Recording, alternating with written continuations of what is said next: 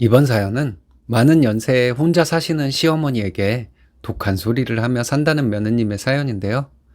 측은지심도 전혀 안 든다는데 무슨 일이 있었던 걸까요? 함께 보시겠습니다. 안녕하세요.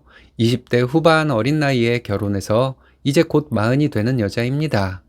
아이 하나 있고 맞벌이해서 그럭저럭 먹고 삽니다. 언젠가부터 저는 시어머니에게 독한 소리 잘도 하는 나쁜 며느리가 되어버렸습니다. 그렇게 애지중지하던 시동생과 동서도 시어머니를 챙기지 않아 홀로 외롭게 살고 계시는 시어머니에게 측은지심이 전혀 들지 않는 것을 보면 저도 참 천성이 못됐나 봅니다. 지난 어버이날에 시어머니가 혼자 살기 힘드시다며 은근히 저희와 함께 살고 싶어 하시는 눈치를 보이셨습니다. 우리에게 그런 말씀하지 마시라고 했죠. 그렇게 애지중지하던 교사 며느리에게 말씀하시라고 했습니다. 못된 며느리에게 거부감이 생길 것 같으시면 그냥 패스하시기 바래요. 저는 결혼하고 4년 후에 임신을 했습니다. 결혼 전부터 그때까지 시어머니로부터 못된 말과 하녀 대접을 받으며 참기만 하고 살았네요. 어른이니까 내가 참아야 하고 내가 잘하면 어머님도 달라질 것이라 생각했는데 제 생각은 잘못된 생각이라는 것을 4년이 지나서야 알게 되었죠. 마음은 이미 만신창이가 되었고 순하기만 한 남편도 저의 화풀이 대상이 되어 고생 많이 하고 살았습니다. 단 하나, 시어머니가 모든 불행의 원인이라는 것을 느끼게 되더군요. 결혼 전부터 시어머니의 눈치 없는 듯한 행동과 막말에 지쳐 있었는데 감정이 상할 대로 상해 있다는 것을 저는 모르고 있었습니다. 결혼 후에도 시어머니의 독불장군 같은 성격에 맞추느라 많이 힘들었어요. 오라면 오고 가라면 가야 하는 줄 알고 살았습니다. 제가 임신 중이었을 때 시어머니는 환갑이었습니다. 임신 6개월이었고 시동생은 결혼한 지 1년 정도 되었을 때였어요. 동서의 직업은 교사라고 했는데 그래서 그런지 시어머니는 동서에게는 저를 대할 때와 많이 달랐습니다. 시동생은 일반 직장인인데 시어머니는 교사가 신부감으로 1순위의 직업이라고 동서의 말이라면 껌뻑 죽는 분이었어요. 너무 예뻐하는 게 눈이 보일 정도였습니다. 제가 임신하고 얼마 후에 동서도 임신을 했습니다. 시어머니는 제가 임신했다고 했을 때는 시큰둥한 반응이었는데 동서가 임신을 했다고 하니 여기저기 신이 나서 자랑을 하시더라고요. 저는 참 의아했죠. 세대치고도 참 옛날 분인 것 같은 말씀을 자주 하시던 시어머니가 장손이 생긴 것보다 차남의 임신을 훨씬 더 기뻐하는 것이 이해가 되지 않았습니다. 안 그래도 동서는 시댁에서 손가락 하나 까딱하지 않는 얄미운 사람이었는데 질투 때문인지 더 얄밉게 느껴졌습니다. 시어머니가 저를 하녀처럼 생각하는 것도 싫었지만 어머님의 위세를 업고 형님인 저를 무시하는 것 같은 동서도 너무 싫었어요. 시댁에 무슨 경사가 있으면 저랑 남편만 고생했습니다. 시동생과 동서는 시어머니와 정답게 담소를 나누며 놀고 있었고요. 저희 결혼 전까지만 해도 집안에 무슨 일이 있으면 사촌 동서들까지 고생을 많이 했다고 합니다. 시어머니 말씀이 너는 편하게 사는 줄이나 알라고 하실 정도였어요. 마음은 따르지 않았지만 다른 일도 아니고 시어머니의 환갑이고 하니 고생 좀 하겠다고 결심하고 음식을 했습니다. 입덧한다고 동네방네 소문이 자자한 동서가 일을 하는 것은 기대도 하지 않았죠. 입덧도 연기인 것 같았지만 그냥 내가 고생하기로 결심한 거 그냥 남편과 둘이 음식을 했습니다. 저도 그때 음식을 잘할 때는 아니어서 남편과 인터넷 검색해가며 열심히 음식을 준비하고 차렸어요. 생신상은 일요일에 차리기로 했고 토요일부터 음식을 했습니다. 겉절이 동치미도 했고 갈비찜과 백숙도 했습니다. 인터넷에서 본 대로 겉절이를 했는데 맛이 좋더라고요. 제가 음식을 하고 있는데 시동생네와 수다를 떨고 있던 시어머니가 들어오시더니 무슨 김치를 하냐면서 얼마 전에 김치 잔뜩 해놨다고 불평을 하시더라고요. 근데 저희 시어머니 음식 참 못하세요. 시어머니가 한 음식 맛없어서 저는 안 먹습니다. 그 후로도 시어머니는 잊을만 하면 한 번씩 들어오셔서 불평을 하고 나가셨어요. 갈비찜 짜지 않게 해라. 백숙은 내일 새벽부터 끓여라. 인상을 쓰고 이렇게 말씀하셨는데 거실에서 시동생 부부와 얘기할 때는 얼굴에 화색이 돌았습니다. 저희 친정엄마가 시어머니 환갑이라고 잡채와 나물 몇 가지를 해서 보냈는데 시어머니는 맛을 평가할 뿐 고맙다는 말씀 한 번 안 하셨어요. 동선의 친정은 경제적으로 어렵고 바쁘게 살아서 아무것도 보내지 않았습니다. 임신한 몸으로 며칠 전부터 검색하고 장봐가면서 주말 내내 음식 차리고 치우느라 저 정말 죽는 줄 알았어요. 동서는 음식을 하지도 않았지만 설거지도 안 하더라고요. 일요일 점심에 손님들이 왔다 가고 뒷정리까지 끝내고 방에 들어가서 좀 누워있다가 거실로 나갔습니다.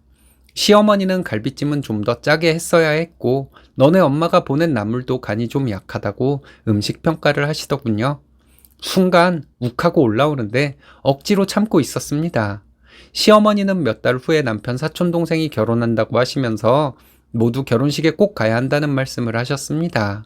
결혼 날짜가 제 출산 예정일이랑 비슷한 날짜였어요. 저는 생각 없이 시어머니께 말씀드렸습니다. 저는 그때 아기를 낳았을지도 모르는데요. 이렇게 말했더니 시어머니는 그래도 가야 한다고 말하는 거예요. 별거 아닌 얘기일 수도 있겠지만 시어머니 환갑 준비하는 내내 스트레스를 받아서 그런지 순간 이성을 잃을 뻔했습니다.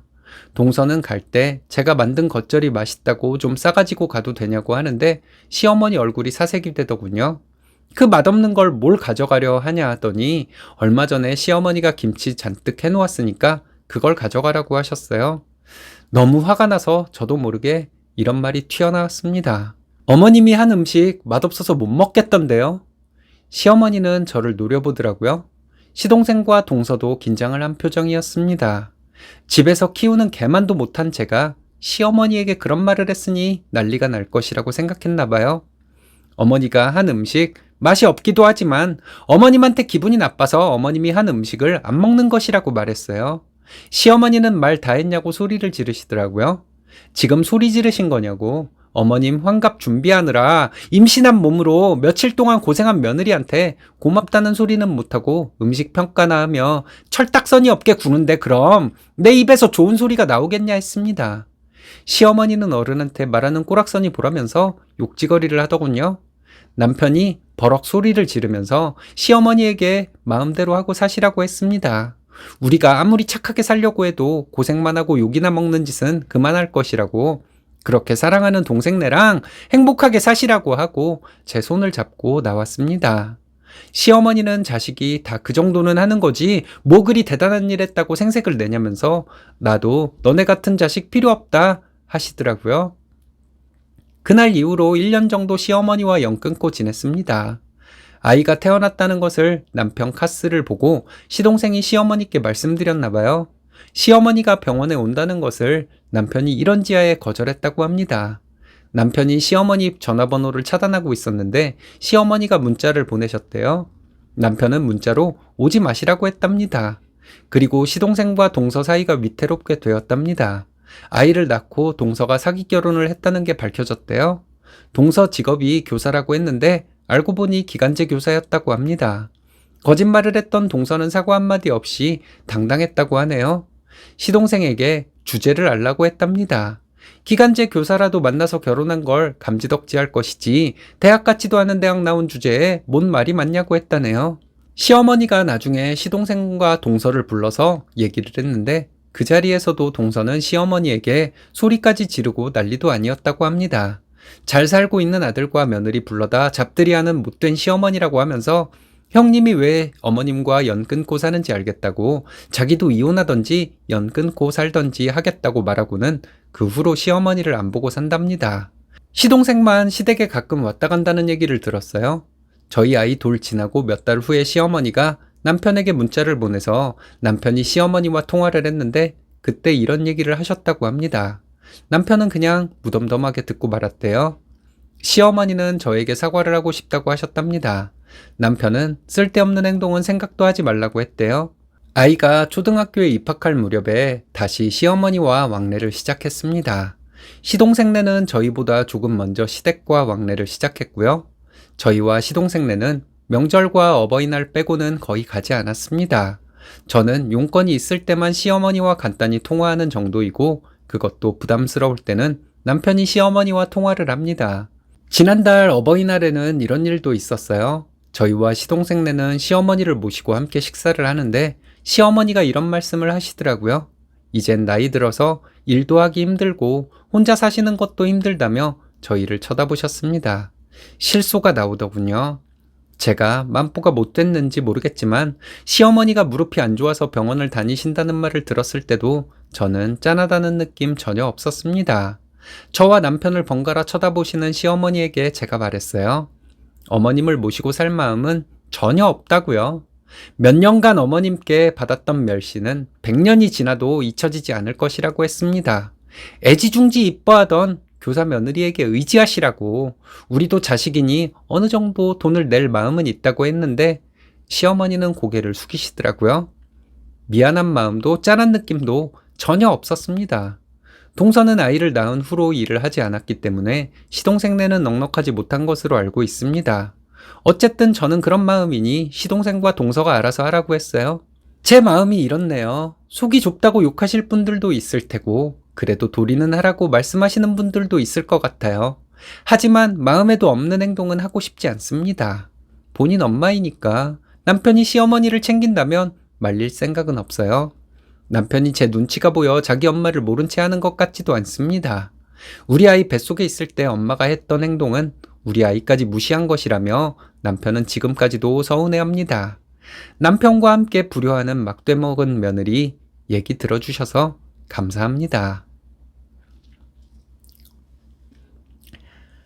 시어머니가 본인의 복을 차버리는 사람일 뿐 쓰니님이 무슨 잘못이 있을까요? 고생하는 며느리에게 음식 투정이나 하고 사돈 음식 솜씨를 비난까지 하는 수준인데요. 여러분들의 생각은 어떤가요?